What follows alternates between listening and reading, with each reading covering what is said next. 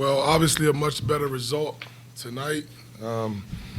We were more like ourselves tonight, which was great to see.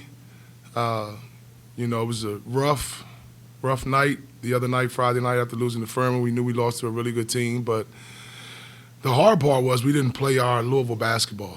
I said in the last press conference that we didn't uphold the baseline expectations of our program, the things that we prioritize every single day. We didn't do a good job of that at all against Furman, and yet we still had a chance to win and we couldn't get it done. But after the film session on Saturday, we didn't go hard, went light, just take care of guys' bodies. It had been a long stretch, obviously, with the transition and the whole deal, but no excuses. Sunday, we really got after it.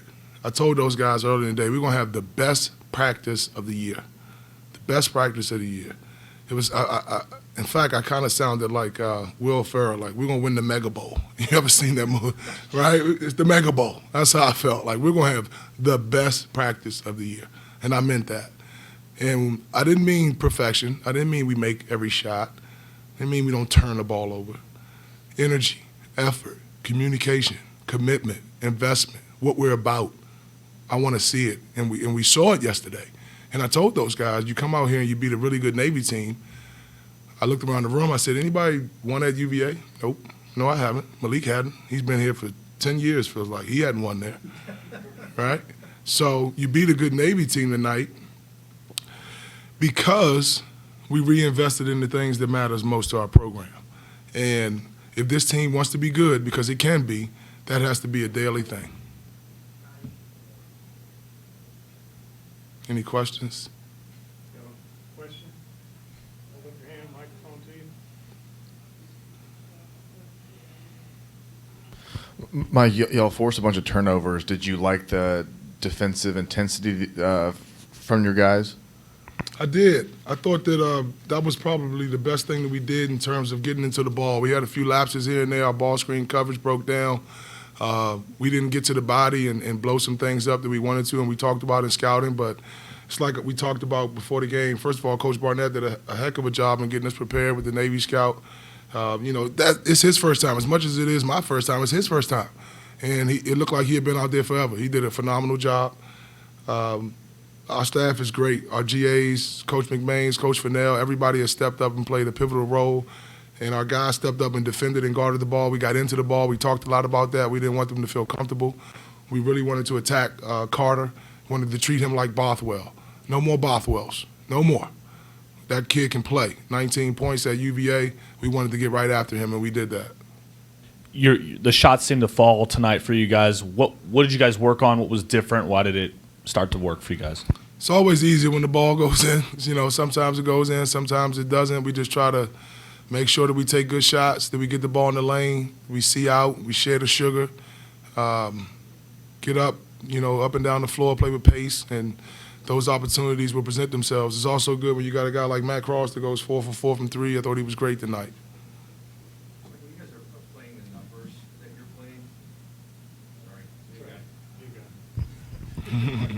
playing, So am I. It's all good. When you guys are playing the numbers that you're playing, does that give you a luxury in terms of ball pressure and saying, one, sell out, don't worry about getting tired, but also foul trouble, that kind of stuff? Yeah, it really does. This is one of the deepest teams I've ever been a part of, which is why I feel like, we can do something. We can win some games. We can beat good teams because we got a lot of good players. And, we want guys to empty the tank, Won't be your night every night, and guys got to be okay with that. Okay in the sense that, all right, it wasn't my night, I'm going to pull for my teammates, but not okay in the sense that, hey, I'm going to get ready to go tomorrow. I'm going to have a great practice. I'm going to get in the gym and watch tape with Coach, and I'm going to be better the next day. But having that type of depth does afford us the opportunity to get after the ball and get in the guys and just let it all hang out. Mike, kind of a two-parter. Through the first 3 games of the season, why do you think it is that you guys have kind of struggled a bit with rebounding? Is it purely just effort and toughness, or is it positioning? And following that up with, in a game where the rebound margin was a big issue through most of the night, why was it that Sidney Curry didn't touch the floor at all? Well, the rebounding thing is an issue. It is, and we got to fix that, Coach Mack has always been a guy that has prided himself and our program on taking care of our backboard. I don't know the numbers, but I know that we've been at least top 3 or top 5 in this league ever since we've been here in defensive rebounding. And right now, that's not the case. I think it's a combination of effort, toughness. Guys need to block out. Guys need to pinch down. Guards need to get long rebounds. Everybody's shooting threes these days. They shoot 21 threes. A lot of those are long rebounds. We can't get pushed under. You're a little fearful as the year goes on. You're in season of doing too many live, crazy, competitive rebounding drills. You don't want a guy to turn an ankle, but at the same time, we have to be a better defensive rebounding team. Sidney Curry, J.J. Traynor, both, I know I didn't get them in there tonight, but they got to stay positive. They got to stay ready. I wanted to give Rose a run. I hadn't played Rose this season. Wanted to see what he can do. He had a good practice yesterday, and he's been a kid that I've been on really hard, and I thought he played well. I thought he did a good job for a freshman. First time out there, it was exciting to see him get up and down and get his hands on some balls and do some things. But, I told all those guys, man, it takes all of us. We need everybody. We need everybody. And some nights you won't get in. Some nights you won't play as much. And somehow we got to find a way. Those guys have to find a way to stay positive, to keep pushing, to not give in. And as a staff, we're going to try to do our best to keep everybody encouraged, but we certainly need everybody in that locker room. You mentioned Matt hitting the 4 threes. He had 2 real quick in the first half. What's the key to getting him going? And then secondly, he had to go out after he got the foul and then the technical. Did he say something to the ref, or what happened? You know what? AJ is a honorable ref, because he came over to myself and Matt in the second half, and he said, "That's my bad. I was quick on that one. If I could rescind it, I would." So I asked him, I said, "So does he get that foul back?" Because I don't know, as much as I need to, evidently. And he said, "No, that won't happen, but if he were in the league, he wouldn't get fined." I was like, well, that doesn't help. But I appreciate it anyway. So evidently he wasn't as bad as the initial call, but we certainly got to get Matt open, get him some shots. Beyond that, he's a really good player, not just a good shooter. Like, Matt is one kid that sticks his nose in there, and we got to get all 5 guys sticking their nose in there, hunting down long rebounds and contested balls, 50-50 balls. He's a kid that does that. He prides himself on that, and we got to get more guys valuing that aspect of the game. Rose looked like a type of player to stick his nose in there. Did you think he give you a chance to take more minutes for him moving forward? Then also it looked like Gabe warmed up a little bit.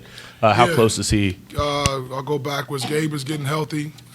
Han is getting healthy. Coach McBain's worked him out today. We're hopeful to have Gabe be healthy enough to play in the Bahamas. We'll see how it goes. Right now he's non-contact, but he can, 1-on-0, do some stuff.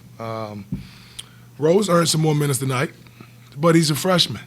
So how does he respond on Wednesday? Does he show up and not get after it? Sidney Curry will get his minutes. J.J. Traynor will get his minutes. That's the luxury that we have on this team.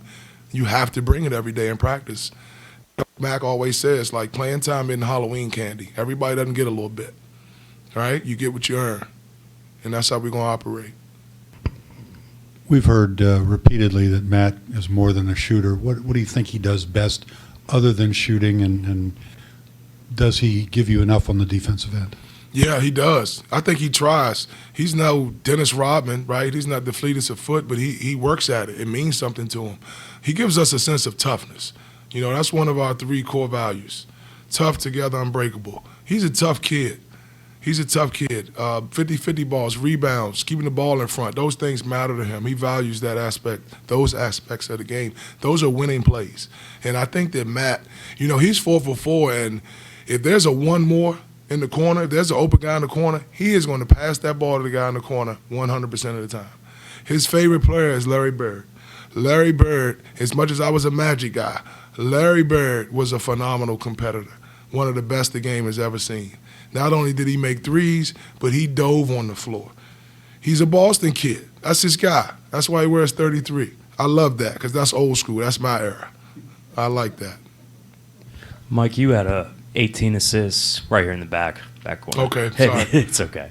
You guys had 18 assists, 4 guys in double figures. What'd you like better about the ball movement tonight that seemed to make your offense go? Yeah, I thought we got it out of our hands a little quicker, guys. It didn't stick as much. Guys didn't hold on to it as much. I thought in the second half we got a little careless with that. I thought for the most of the game, I think we had single-digit turnovers, and then all of a sudden we wound up with 16 out of nowhere. And it's because guys started to get a little loose with the ball, a little careless. You know, I told them that's not good basketball, and we're not going to sink into that just because we're up. It's our standard to play. We got to take good care of the ball. All right, we got to move it. It can't stick in guys' hands. We know how to play. We do this every day. We can't get outside of that. Mike, half of your team's shots came from beyond the three-point line. Is that or almost half? Is that a product of the Navy zone, or is that a recipe for success given that it's a strong shooting team? That may be a Ross McMain's question, our offensive guru. I love threes too. I do. I didn't see that at first. But I will say, as long as the ball gets in the lane, I thought the ball got in the lane a lot. I thought multiple guys drove the ball in the lane and it came back out, and those are good shots. It's those threes that go up when the ball never gets to the paint that I don't like, and we don't want those threes. We want feet set threes after a paint touch, and if we can get those, by all means, we want to shoot those. Anything further? Great, thanks, Coach. All right, thank you. Back with Matt Cross and Daniel Williamson.